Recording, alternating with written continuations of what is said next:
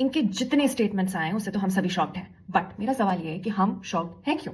क्योंकि इस तरह के जो लोग हैं वो हमारे आसपास हैं, जो इस तरह की बेसिर पैर की बातें करके हमें ट्रिगर, अब्यूज और गैसलाइट हमेशा करते रहते हैं और हम उसे इग्नोर करते हैं बिकॉज हमने यही सीखा है। हमने सीखा है कि अवॉइड करो, विड्रॉ करो, डिनाई करो, और फिर हम अपने आप से पूछते हैं कि हम परेशान क्यों हैं, हम इतने डिस्कनेक्टेड क्यों हैं, हमें ऐसा क्यों लगता है कि मेरा एक पार्ट कहीं खो चुका है। अरे अगर हम इतने टॉक्सिक और अब्यूजिव एनवायरनमेंट में रहेंगे तो क्या उसका असर हमारे पे नहीं पड़ेगा? और इसमें जब हम बोलते हैं कि इमोशनली और मेंटली अपने आप को हील करने की और स्ट्रांग बनाने की जरूरत है, बिकॉज इस तरह में के एनवायरनमेंट में जब हम रहते हैं तो हमारी आइडेंटिटी को ब्रेक किया जाता है धीरे धीरे, हमारे सेल्फ एस्टीम और हमारे कॉन्फिडेंस को ब्रेक किया जाता है, इवन हमारे सर्टेनिटी को ब्रेक किया जाता है। तो हम बोलते हैं नहीं नहीं, मुझे थेरेपी और सेशन की जरूरत नहीं है। सल्यूशन को अगर अवॉइड करोगे तो फिर हम प्रॉब्लम के इस पैराडॉक्स में फंसे रहेंगे।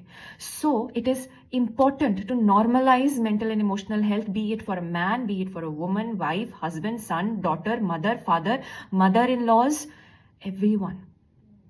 क्योंकि जब तक हम ये नहीं करेंगे हम फिर बोलेंगे कि या तो मार दो या तो मर जाओ और फिर जेल जाओ, क्योंकि हम एक ऐसी सोसाइटी में पले बढ़े लोगों से एक्सपेक्ट कर रहे हैं इमोशनल हेल्थ की और ह्यूमन कंपैशन की, जो emotionally corrupt, emotionally bankrupt, emotionally starved, paralyse society से आते हैं। हम कैसे एक्सपेक्ट करेंगे कि ये लोग कंपैशन शो करेंगे? तो इसीलिए please normalise mental and emotional health, क्योंकि वो आपके रूट में जो चीजें हैं, जो सबकॉन्शियस में चीजें हैं, उसको एड्रेस करेगा।